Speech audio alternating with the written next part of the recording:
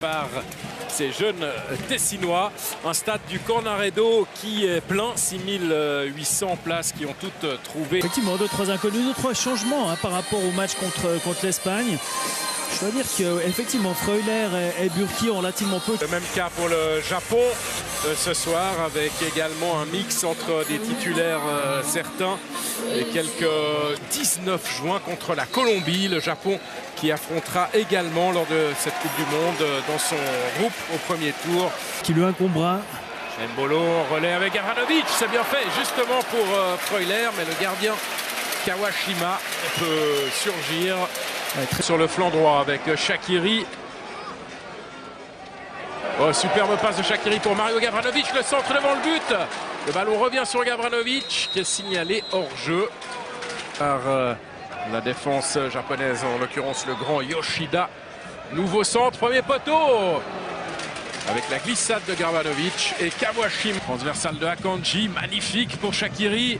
Le bon contrôle de Xherdan Shaqiri qui a du soutien avec Xhaka, le centre de Xhaka, deuxième poteau. Mbolo ne peut pas passer devant son défenseur. Rodriguez tente la reprise qui malheureusement n'est pas du tout cadrée. À l'origine de l'action.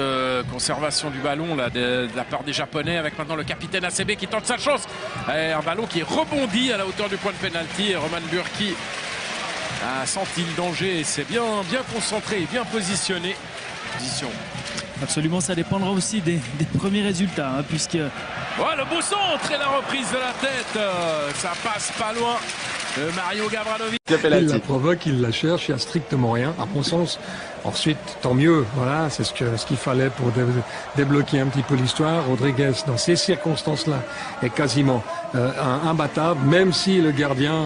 Fabian Schär, s'il arrive à trouver dans la course de Steven Zuber. Zuber, il a tout le temps d'ajuster peut-être un centre, il préfère rentrer et frapper. Et malheureusement, son tir du pied droit passe à côté de la cage de Kawashima. Bonne action de la part de Zuber, un bon appel en profondeur. C'est déjà le 3e qu'il fait depuis qu'il est rentré dans cette situation-là. Il a cette capacité à rentrer dans le terrain très très vite par des touches de balle, multiplier des petits pas, il est vite sur 5 mètres. Parce qu'il y a 3 Japonais à l'attaque, dont Honda qui a le ballon sur le bout du pied et transmet à Hiraguchi. Hiraguchi à l'entrée de la surface. Hiraguchi va frapper.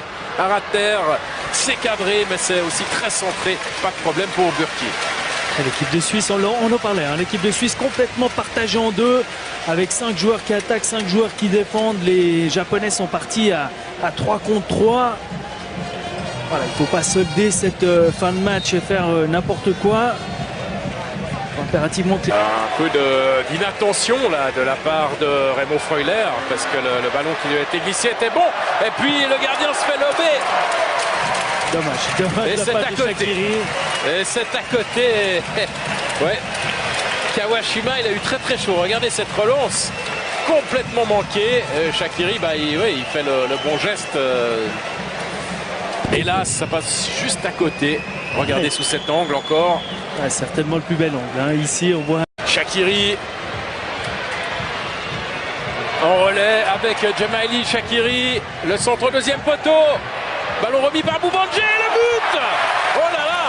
Quelle action d'école de la part de l'équipe de Suisse, et Seferovic qui retrouve le chemin des filets.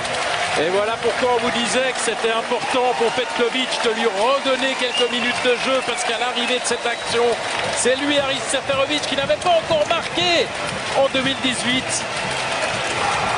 qui peut s'offrir cette réussite. Absolument, sur un contre, finement mené par l'équipe de Suisse, mais une fois de plus, c'est quand même Shaqiri qui, une fois de plus, fait une très bonne deuxième mi-temps. Quel détonateur qui, sur un 1-2, réussit à prendre le dessus, piquer le ballon sur le deuxième, et Boubandje qui n'a absolument rien à faire là.